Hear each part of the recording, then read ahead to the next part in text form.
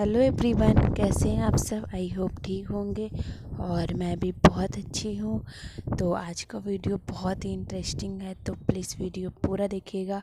और अभी मैं बना रही हूँ टमाटर पापड़ी चाट, तो प्लीज़ वीडियो स्किप नहीं करिएगा। तो चलिए स्टार्ट करते हैं। तो मैं यहाँ पर तेल गरम कर ली हूँ और इसमें प्याज, हरी मिर्च और अदरक सबको चॉपर में काट के और उसको अच्छे से भूंज लूँगी गोल्डन ब्राउन होने तक। और ये मेरा 2 प्याज है जिसको मैं चॉपर में काट ली हूँ, और इसी में ही मैं मिर्च और अदरक सारे चीज़ों को मिक्स करके मैं काट ली थी। तो मैं इसको गोल्डन ब्राउन होने तक भूंजूंगी। और मैं 2 टमाटर को भी चॉपर में अच्छे से काट लूँगी, क्योंकि मुझे सबको गलाना है, तो इसलिए ज़्यादा बड़ा साइज़ की ज़रूरत नहीं है। तो टमाटर को भी मैं चॉपर में ही काट लूँगी।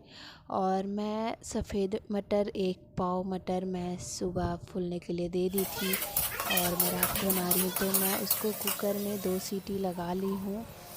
और यहाँ पर मेरा प्याज गोल्डन ब्राउन हो गया है। अब इसमें मैं 2 टमाटर को अच्छे से भूंज लूँगी मैं, और तब तक ये भुंजाता है तब तक मैं पापड़ी बना लेती हूँ। तो मैं यहाँ पर पापड़ी बना के रखी हुई हूँ। ये मेरा मैदा का साना हुआ है, मतलब मैदा में थोड़ा सा नमक, अजवाइन और तेल को गर्म पानी से सान दी हूँ मैं। फिर उसकी छोटी छोटी पूड़ियाँ बना के इसको तल लूँगी अच्छे से एकदम क्रंची होने तक। और मैं पहले से और बहुत सारा तल के रख ली हूँ, तो आपको दिखाने के लिए मैं ये थोड़ा सा तल रही हूँ। तो ये मेरा तलाने वाला है, थोड़ा सा गोल्डन ब्राउन होने दूँगी मैं। तो ये देखिए बिल्कुल इसी तरह तलना है। तो यहाँ पर मेरा प्याज भी अच्छे से भुंजा गया है। तो मैं इसमें अब मसाले डाल दूँगी, हल्दी, नमक और थोड़ी सी गोलकी जीरा, थोड़ा सा गरम मसाला, थोड़ी सी मिर्च डालूँगी और बाकी अच्छे से सबको मिक्स कर लूँगी मैं। और आप अपने टेस्ट के अकॉर्डिंग मसाला डाल सकते हैं। तो मेरा मसाला बन चुका है, तो मैं इसमें अपने उबले हुए आलू, ये मेरा 4 आलू है उबला हुआ, इसको भी मैं अच्छे से मिक्स कर लूँगी। इसको भी मैंने मटर के साथ कुकर में बॉईल कर लिया था, तो मैं इसको अच्छे से मिक्स कर लूँगी और थोड़ी देर भूंज लूँगी। अब मैं इसमें मटर को भी डाल के अच्छे से 5 मिनट तक इसको भूंजूंगी। और ये मेरा सब चीज़ रेडी हो गया है, अब बस थोड़ी देर में तैयार हो जाएगा। और ये बहुत ही टेस्टी बनती है, खाने में बहुत ही टेस्टी लगता है, क्योंकि मार्केट का भी तो उतना खाना सेफ़ नहीं है, तो आप घर में इजीली बना सकते हैं और बहुत ही कम टाइम लगता है, बहुत अच्छे से बन जाती है। तो मेरे यहाँ अच्छे से भुंजा गया है, तो मैं इसमें पानी डाल दूँगी और पानी डाल के मैं इसको अच्छे से मिक्स कर लूँगी। आपको जितनी गाढ़ी रखनी है आप उस हिसाब से पानी डाल सकते हैं। मुझे थोड़ी सी गाढ़ी चाहिए, तो मैंने उस हिसाब से रखी हूँ। ये थोड़ा सा बॉयल होगा और थोड़ी सी सीजेगी, तो ये पानी की क्वांटिटी कम हो जाएगी। और इसमें मैं थोड़ी सी गरम मसाला डाल रही हूँ लास्ट में। आप इसमें थोड़ा सा चाट मसाला भी डाल सकते हैं। और ये इमली का पानी है खटास होने के लिए। और मैंने टमाटर भी डाली थी, तो खटास हो गई थी, बहुत ही अच्छी खटास हुई थी इसकी। अब मैं इसमें अपनी जो पापड़ी बनाई थी सारी पापड़ी को ऐसे चूर के इसमें डाल दूँगी। तो ऐसे मैं सारी पापड़ी को इसमें डाल दूँगी और इसको अब थोड़ी देर के लिए मैं गैस पे रहने दूँगी। और ये बिल्कुल तैयार हो जाएगा, बस 5 मिनट में तैयार होने वाला है। तो देखिए ये तैयार हो गया था और ये बहुत ही अच्छा बना है। इसकी गाढ़ी मतलब थोड़ी बहुत गाढ़ी है, बहुत अच्छी। इसमें दही, थोड़ा सा प्याज, थोड़ी सी धनिया पत्ती, आप ये सब गार्निश कर सकते हैं। मेरे पास वो सब सामान नहीं थे, तो मेरे पास जो थे मैं उसी से कर ली। थोड़ी सी मिर्च पाउडर डाल दी हूँ, थोड़ी सी चाट मसाला, थोड़ा सा काला नमक। तो इसी तरह बनाइए और खाइए और मेरे साथ शेयर करिए, कमेंट करिए कैसा लगा आपको। तो आगे की मेरी डिलीवरी स्टोरी है, तो प्लीज़ ज़रूर सुनिएगा। आज मेरे बेटे का जन्मदिन है, तो आज ही मैं स्टोरी बनाई हूँ। हेलो एवरीवन, कैसे हैं आप सब। आई होप ठीक होंगे और मैं भी बहुत अच्छी हूँ। तो उसका बर्थडे आने वाला है और हम लोग बहुत ज़्यादा खुश हैं, जितना कि वंशु खुश नहीं है। और जैसे जैसे उसका बर्थडे आता है तो मुझे अपनी पुरानी बातें याद आने लग जाती है। और उसके बर्थडे जब भी आता है तो मुझे कृष्णा जी की बहुत याद आती है, क्योंकि उसके बर्थडे में और कृष्णा जी के बर्थडे में बहुत ही समानताएं हैं, बहुत ही ज़्यादा। तो आज मुझे मन कर रहा था कि मैं आपके साथ शेयर कर दूं। और उसका बर्थडे मतलब 28 अगस्त को है, और वो 28 अगस्त को 2 साल का हो जाएगा। तो उसके बर्थडे में और बंसू के बर्थडे में बहुत ही समानताएं हैं, जैसे कि दोनों का रंग रूप भी सेम है।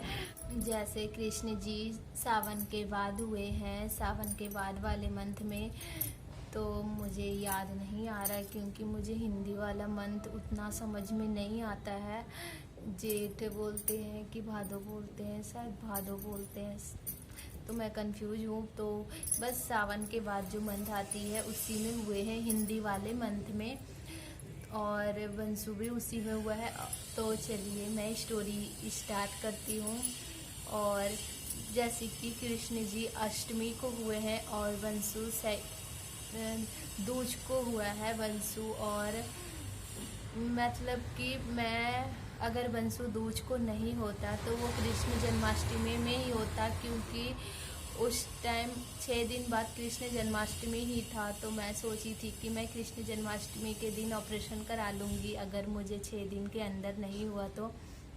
वैसे तो मुझे डॉक्टर 28 अगस्त का ही डेट दे रखी थी, लेकिन किसी का टाइम लग जाता है 1 हफ्ता। तो मैं यही सोची थी कि मैं कृष्ण जन्माष्टमी के दिन ही अपना ऑपरेशन करा लूँगी, अगर मुझे नॉर्मल नहीं हुआ तो यही इसी के कारण फिर वो हो गया 2 तारीख को, मतलब दूज को ही हो गया था वो। और जिस दिन बंसू होने वाला था उस दिन मतलब रक्षाबंधन का दूसरा दिन था, मतलब दूसरे दिन की रात की बात है। रक्षाबंधन आज ख़त्म हो गई, उसके कल के रात की बात है। मुझे अचानक से पेट में दर्द होने लग गया, मुझे रात को अचानक से पेट में दर्द होने लग गया, और मुझे मतलब डिलीवरी जैसी वाली होने लग गई, मतलब जैसे लगने लग गया कि आज मेरी डिलीवरी हो जाएगी। और मुझे उतना पेन नहीं हो रहा था, थोड़ा बहुत पेन हो रहा था, लेकिन पहली बार मुझे इतना पेन हो रहा था। पहले इतना पेन नहीं हुआ था, लेकिन रात के 11:30 बज गए थे और मैं 2-3 बार डॉक्टर के पास जा रखी थी, क्योंकि ये मेरा पहला डिलीवरी था तो मुझे उतना पता नहीं था। तो मैं जब भी कुछ होता था तो मैं डॉक्टर के पास चले जाती थी, तो डॉक्टर मुझे बार बार भगा देती थी और मुझे डॉक्टर बार बार भगा देती थी, बोलती थी जाओ अभी तुम्हारा बहुत टाइम है, बहुत टाइम है। मैं मतलब कुछ थोड़ा सा भी दर्द होने लगता था तो मैं चले जाती थी, तो डॉक्टर बोलती थी जब तुम्हें इतना दर्द होगा कि तुम बर्दाश्त नहीं कर पाओगी तब आना मेरे पास। तो वही उस दिन मुझे बर्दाश्त होने तक दर्द हो रहा था, तो मैं नहीं गई डॉक्टर के पास। और रात भी हो रखे थे तो रात को थोड़ा डर लगता है, और डॉक्टर रहती कि नहीं रहती, डॉक्टर को बुलाना पड़ता। हॉस्पिटल में डॉक्टर तो एनी टाइम रहती नहीं है। तो मैं सोची कि सुबह में चले जाऊंगी करके, और सुबह मैं 4 बजे 5 बजे चले जाऊंगी, थोड़ा सुबह हो जाएगी तो। और फिर मैं इस रात भर मैं उस दिन नहीं सो पाई, क्योंकि मुझे दर्द हो रहा था, लेकिन ज़्यादा भी नहीं हो रहा था और कम भी नहीं हो रहा था, दर्द हो रहा था। तो मैं सो नहीं पाई दर्द के कारण। तो और मैं उस दिन इतना खुश थी, पता है मेरे मन में क्या क्या क्या क्या चल रहा था, जैसे कि कल मेरा बाबू आ जाएगा मेरे पास। मैं बहुत ज़्यादा खुश थी। मेरा मतलब मैं बता नहीं सकती, जो प्रेग्नेंट महिला होती है ना उनको ही पता होगा डिलीवरी के पहले वाली फीलिंग। तो मैं वैसे ही बहुत खुश थी। फिर जब मैं सोची 4 बजे जाऊंगी करके, तो 4 बजे इतना ज़ोर से बारिश होने लग गई, इतने ज़ोर से बारिश होने लग गई कि मैं आपको बता नहीं सकती, इतना बारिश हो रही थी। फिर मैं सोची चलो 2 घंटा में बारिश रुक जाएगा, 6 बजे चली जाऊंगी। 6 बजे भी बारिश नहीं रुकी, बिल्कुल भी बारिश नहीं रुकी। उस दिन पूरे दिन बारिश हुई है, और इस टाइम कैब वैब कुछ भी नहीं मिल पाता, और मुझे जाना ही था हॉस्पिटल। तो इन्होंने अपने एक दोस्त को बुलाया, तो वो अपनी गाड़ी लेके आए, कार को लेके आए, और बारिश में ही मैं गई। और इतना मतलब आपको पता होगा कि दिल्ली में अगर थोड़ी सी भी बारिश होती है, 1 मिनट अभी फिर बारिश होने लग गई। तो मैं छत पे ही बैठ के वीडियो बना रही थी और बारिश होने लग गया और कपड़े थे तो मैं उसको उठाने लग गई। तो उस दिन आप सभी को पता होगा कि दिल्ली में थोड़ी सी भी बारिश होती है तो पूरा दिल्ली भर जाती है।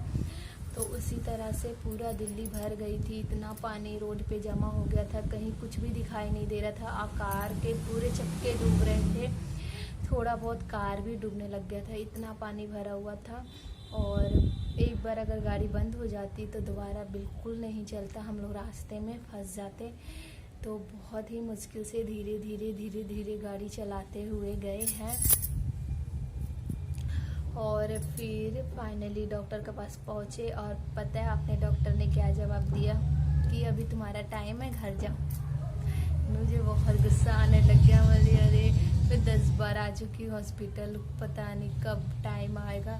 फिर डॉक्टर खुद ही बोली कि चलो मैं तुम्हारा तैयारी कर देती हूँ, डिलीवरी का करवाना है, डिलीवरी अपने ही तो बोलो। तो मैं बोली, तो मेरे घर वाले बोले हाँ चालू कर दो ऑपरेशन, मतलब डिलीवरी के प्रोसेस चालू कर दो आप। तो मैडम फिर प्रोसेस चालू कर दी और फिर मुझे फिर ज़ोर से दर्द होने लग गया। करीबन 8 बजे से मुझे ज़ोरों से दर्द होने लग गया। नॉर्मल डिलीवरी वाला जो दर्द होता है वो मुझे होने लग गया और मुझे सारे के जो प्रोसेस होते हैं वो चालू होने लग गए थे, जैसे कि इंजेक्शन लगवाना, मतलब इंजेक्शन लगाना। और मेरे कपड़े वपड़े सारे चेंज हो गए, बेड वेड रूम मुझे मिल गया था।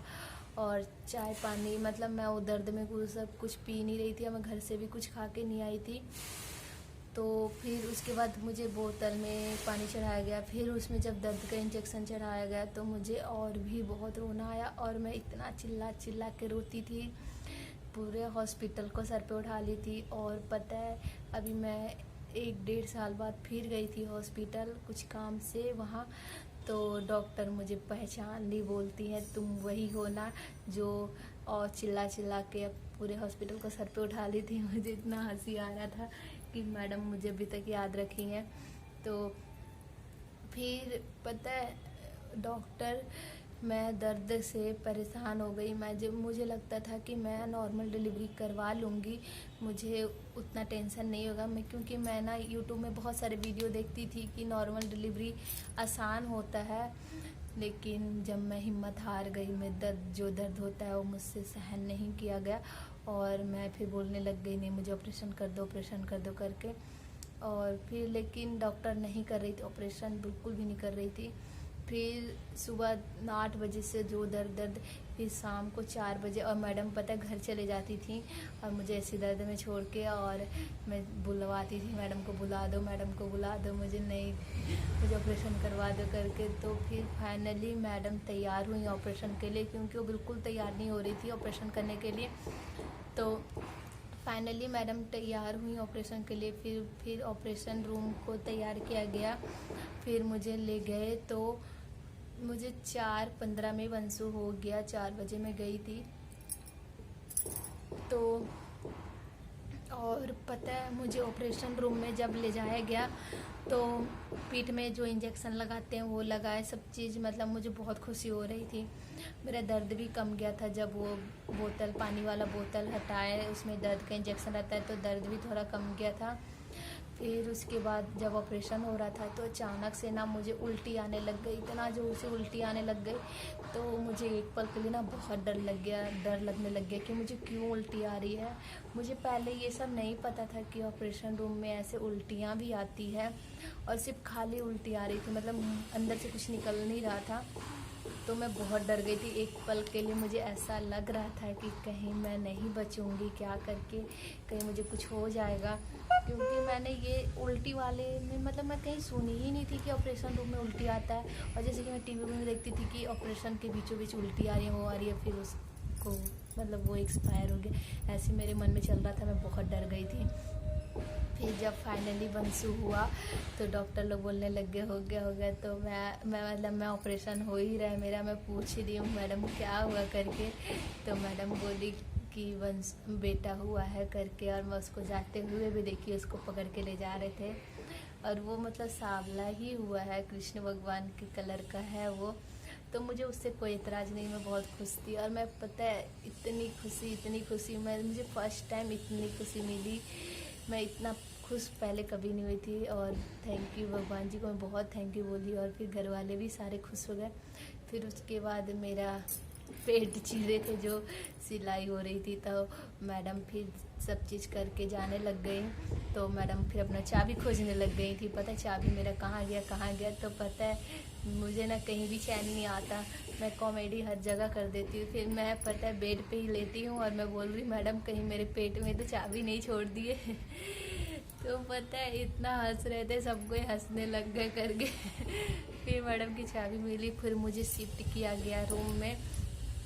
तो उस टाइम मेरा शरीर बहुत सुन्न था, मैं उसको ऐसे छू भी नहीं सक रही थी, वंशु को ऐसे टच भी नहीं कर पा रही थी। मेरा शरीर पूरा सुन्न हो गया था, बस मुंह मेरा चल रहा था, बस मैं उसे ऐसे मतलब गर्दन पलट कर उसको देख रही थी। और उसको मैं गोद में पता है दूसरे दिन मतलब गोद में तो अच्छे से ली मैं, पता है 2-3 दिन बाद, क्योंकि मैं अच्छे से उठ के बैठ नहीं पा रही थी, बस वो मेरे बगल में सोया रहता था। और तो यही थी मेरी डिलीवरी स्टोरी। पर मैं 2-3 दिन बाद उसको गोद में ली, मुझे कितना खुशी हुआ, मुझे कितना अच्छा लगा, बहुत ही अच्छा लगा। और फिर हम लोग उसको अपने घर लेके आ गए। फिर उसकी शैतानियाँ जो बदमाशियाँ जितने सपने थे सारे चूर कर दिए उसने। फिर वही जो होता है रात भर जगना, लेकिन कोई नहीं, जो पता है आप 9 महीने जो इतने दर्द में रहते हैं, फिर उसके बाद जो ये खुशी मिलती है ना, आप सारा दर्द भूल जाएंगे। तो यही थी मेरी डिलीवरी स्टोरी। और कान्हा के जैसे ही थी, थोड़ी बहुत सेम। और मेरा बेटा पता है पूजा पाठ बहुत करता है, बहुत। आप यकीन नहीं करेंगे, वो 2 साल का है वो। मतलब अगर आप आरती करते रहेंगे तो अपने से जाके आरती से ऐसे कर लेगा। भगवान जी के पास जाके बैठ के ओम ओम ओम 5 बार ओम बोलेगा वो, और माथा टेकेगा, तुलसी जी में पानी डालता है। ये सब संस्कार होते हैं जो आप बच्चे को देते हैं। तो जैसा आप बच्चे को सिखाएंगे वैसा ही बच्चा सीखता है। और मेरा बेटा नॉनवेज बिल्कुल भी नहीं खाता, मैं और हम दोनों नॉनवेज को खाते हैं, लेकिन मेरा बेटा बिल्कुल नहीं खाता। यहाँ तक कि वो नॉनवेज को अगर वो अपने मुंह में भी नहीं डालता वो नॉनवेज। कोई बच्चा ऐसा होता है ना कि जैसे कुछ चीज़ पसंद नहीं है, लेकिन मुंह में डालने के बाद उसको पता चलता है कि मुझे ये पसंद नहीं है, लेकिन उसको पता नहीं क्या नॉनवेज को देख के ही उसका मन नहीं करता खाने का, वो ऐसा ही है। तो यही थी मेरी डिलीवरी स्टोरी, आई होप आपको पसंद आई होगी। तो thank you for watching my video, bye bye. और अच्छा लगे तो प्लीज़ लाइक एंड कमेंट ज़रूर करना। और मैं अपनी प्रेगनेंसी स्टोरी भी बताऊंगी। प्रेगनेंसी में भी वो बहुत ही शैतान था, पेट में था तो भी बहुत शैतानी करता था, तो मैं उसकी भी जल्दी स्टोरी बनाऊंगी। आई होप आपको ये वीडियो बहुत अच्छी लगी होगी। Bye bye.